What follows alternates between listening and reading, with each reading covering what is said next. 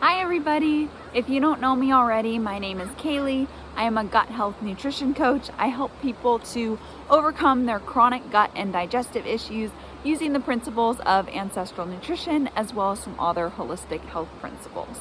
And in today's video, I'm going to talk about what I used to do to overcome an IBS flare-up, to quickly overcome it back when I had IBS. So many of you know that I had chronic constipation and IBS for about 10 years. So I am very, very familiar with what it feels like to have a flare-up, to have your symptoms start to get worse all of a sudden, whether this is kind of like a cyclical thing, like your symptoms just all of a sudden kind of get worse for a few days, and then they get better, and then they get worse again, and then they get better, and it keeps happening over and over again, and you have no idea what's causing the bad flare-ups to happen. So I'm very familiar with that. I'm going to talk about that. And I'm also going to talk about when you are actually improving, so you're not stuck in the vicious cycle so much anymore, and instead you're getting better and you're making progress, and then boom, all of a sudden all your symptoms come back and you're like, did I just lose all my progress? What happened? Like, will I get it back? So I'm going to talk about that kind of flare-up, and then you have not lost all your progress, by the way. You've still made progress and you will get it back. But essentially, when you're on that healing process and you keep getting some flare-ups and they decrease in frequency, but maybe you've already healed a lot and it's been like 3 months, and then you have a flare-up and you're like, what's happening? I thought I was done with this. So I'm going to address that side of flare-ups as well. But before I get too far into the video, I do want to let you guys know that I just created a free training video that's only available in my Facebook group. And the video is all about how to build back a strong, healthy appetite when your abdomen like hurts all the time and you're just never hungry. This was very much me when I had digestive issues. A lot of my clients have dealt with this as well, just the pain and the lack of hunger, and it's really hard to eat. So yeah, if you want to know more about that, you can look, I just put the link below, and you can join my Facebook group and you can watch that video there. But back to today's video. So essentially I'm going to cover my experience a little bit more, what things worked well for me when I was having a flare-up, and which ones of those practices have also worked really well for my clients. And then I'm going to talk about what actually causes flare-ups to begin with. I'm going to talk about short-term fixes, so things you can do that'll have pretty immediate effects. And then I'm also going to talk about the long-term fixes so that you stop getting these altogether. So, okay, so I kind of touched on my experience already, but basically, yeah, I had chronic constipation and IBS, and I had bloating and gas and stinky farts and really bad abdominal pain. I wasn't really hungry very often. And yeah, I have a whole video about my experience. So if you're interested in that, I'll put like one of those little tag things in the corner and you can go watch that. It might end up being the other corner, but you'll get to see it either way. But essentially, yeah, so I had a lot of this stuff. Like I said, I used to be in that cycle where it would happen really often. I remember in high school when I was like 14 having, let's see, I would just be like super, like not hungry, in pain, like bloating, not comfortable, totally constipated. And then it would like start to get a little better. And then I'd be so excited that I could eat, and I'd eat like a giant burrito, and then I'd just be right back in the same boat that I started with. And I'll talk about why that's a bad approach. But I was just so excited to finally be able to eat something and be hungry. So I'd go for one of my favorite things, and then it wouldn't work out well. But I remember being in that cycle where they keep coming up and you don't really know why you finally feel better and you don't know why you feel bad again. And then, yeah, like I was saying, as I actually finally started to heal, I would still get flare-ups from time to time, and they just really decreased in the frequency and the intensity the more that I healed. And I also want to touch on, I've said this before, but I healed so inefficiently because essentially I just didn't know that people that do what I do now existed. So I didn't even know I could get help when I was dealing with IBS. But now my clients heal what literally took me 10 years in like 3 months. So when they do that, their flare-ups go away pretty quick. I have a client, Nifon, and he has ulcerative colitis, or had ulcerative colitis, for 8 years. And he would get like 3 to 5 flare-ups a year, but his flare-ups would last for months, and it would be like mucus and bloody stools and just really uncomfortable digestive pain. And yeah, it didn't take long. It was about 3 months of working together, and he hadn't had any flare-ups since then, and had just been feeling really good. And so now it's January 2023 when I'm making this video, and he hasn't had a flare-up since March of 2022. So you can heal this, and you can actually heal it pretty quick as long as you know exactly what to do. So now that I've covered that a little, I'll reference my experience a little bit more as I talk about this, but I want to go over the causes of a flare-up. So I feel like whenever I would get flare-ups, or when my clients get flare-ups, they're like, why did I get a flare-up? Like, why did this happen? So here are the main reasons. One is stress. So for me, when I was healing and not quite healed all the way, moving and traveling would bring the constipation back, would bring the bloating back, and would kind of decrease my appetite. And I just was someone who used to get stressed when I would travel or move. So that would just happen for me. And it's really, really common for stressful things, or if you're worried about something coming up, anything like that. If you're super busy and get really stressed, it's really, really common for that to cause a flare-up.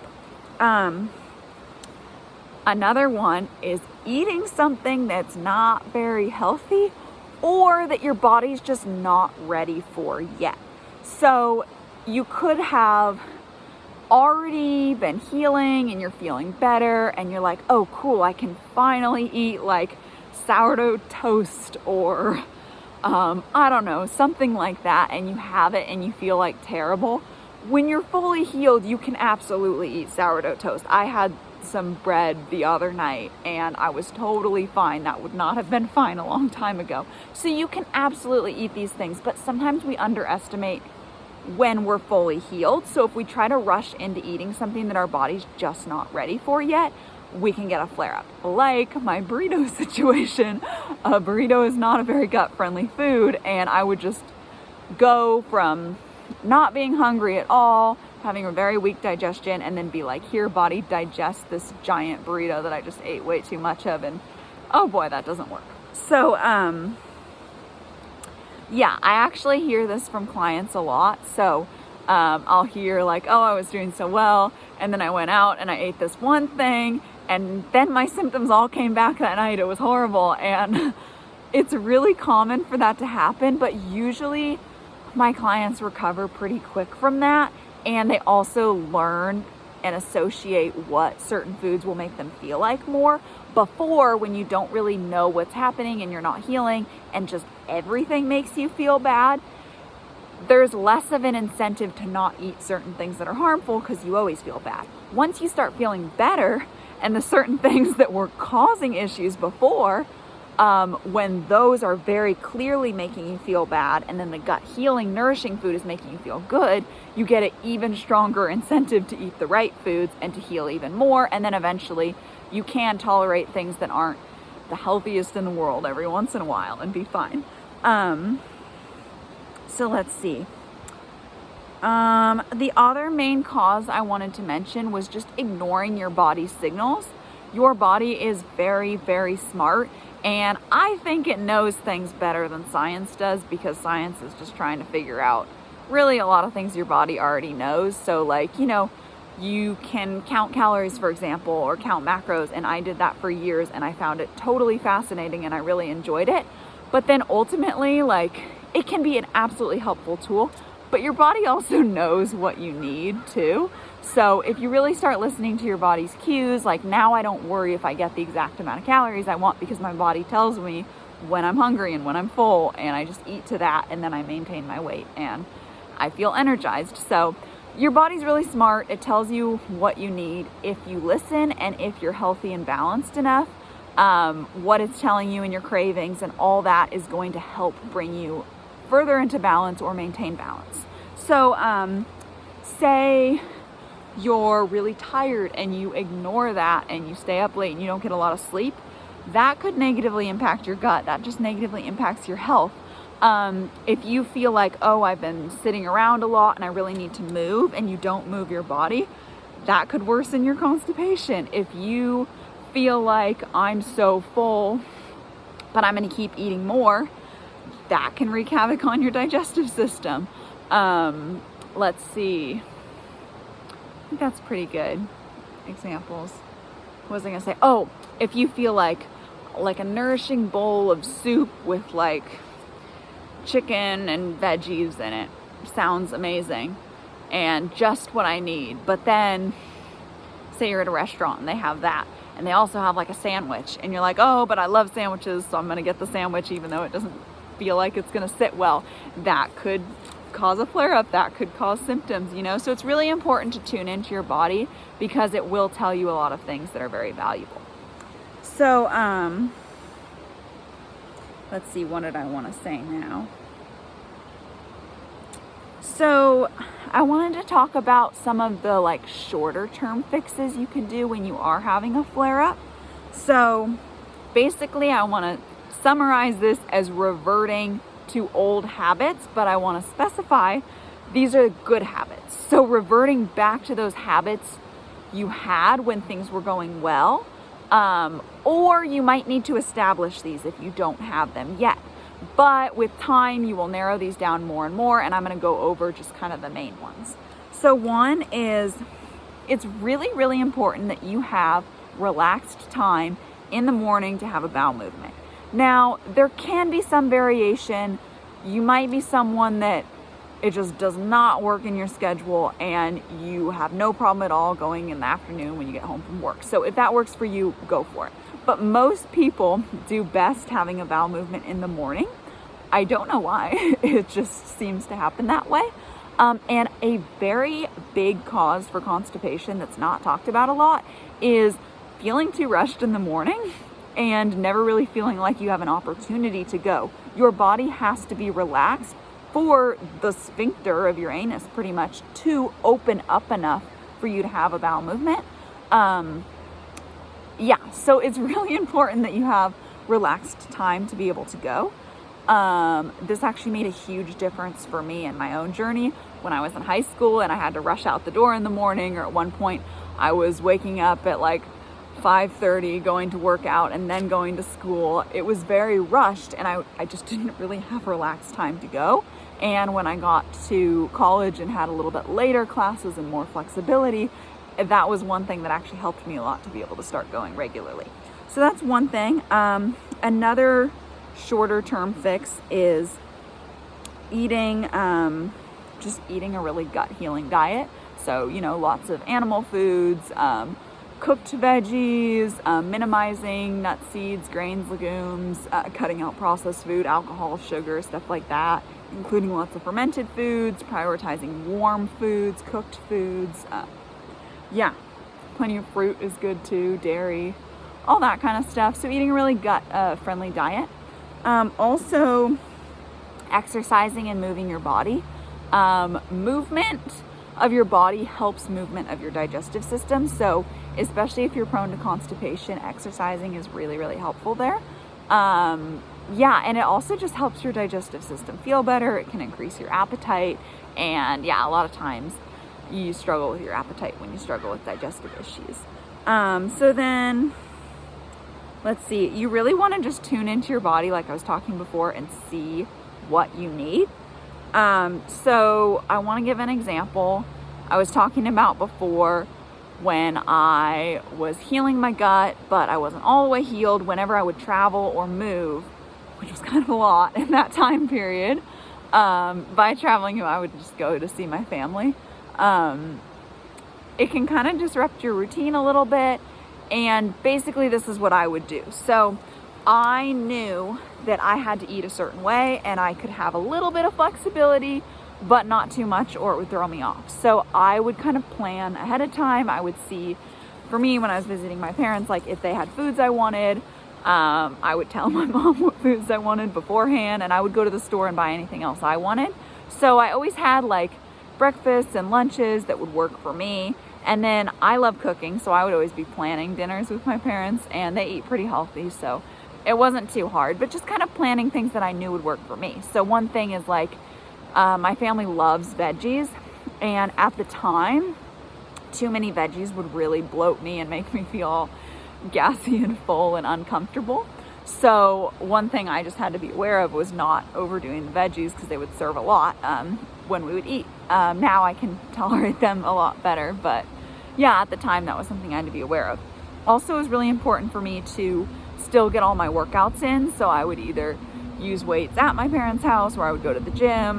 We'd also go on lots of hikes, so keeping up regular movement was really important to me for a lot of reasons, but it also helped my digestive system to keep feeling okay. Let's see.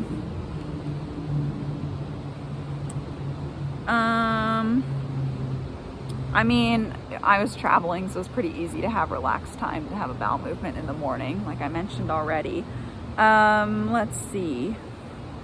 I also noticed that like tea is very soothing to me. So whenever I was having like a little bit of a flare up, I would definitely go for tea. I always found peppermint tea to be super, super soothing when my whole like abdominal region just felt like tight and painful.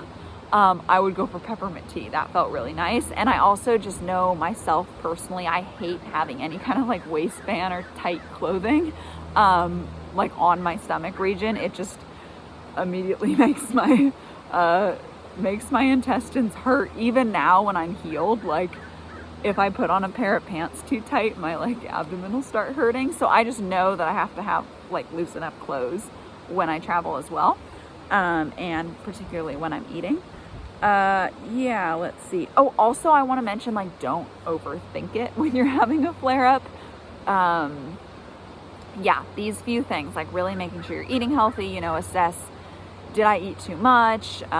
Did I ignore like what my body wanted? Did I eat something kind of junky? Let's just get back on track with my diet. Oh, did I like skip workouts, or was I really sedentary the last few days? Like, let's get back on track with that. Doing that will really help you overcome a flare up pretty quick, and just really tune in with your body. I've been on trips and felt like, okay, I know I need to like really sit down and give myself the chance to go to the bathroom, or I know I need to get moving today, or I know I need a cup of bone broth today, or something like that. Really listen to your body. It's really smart. But also don't like overthink it. And I know it's really hard, but yeah, try not to overthink it too much. And if you are totally like lost, if you have so many symptoms coming up all the time and you don't know what's going on, then I'd really encourage you to get help, because you can heal so much quicker when you work with somebody who knows what to do, who knows how to figure out exactly what's wrong with your diet and lifestyle, and exactly how to fix your symptoms. So I think that's really beneficial.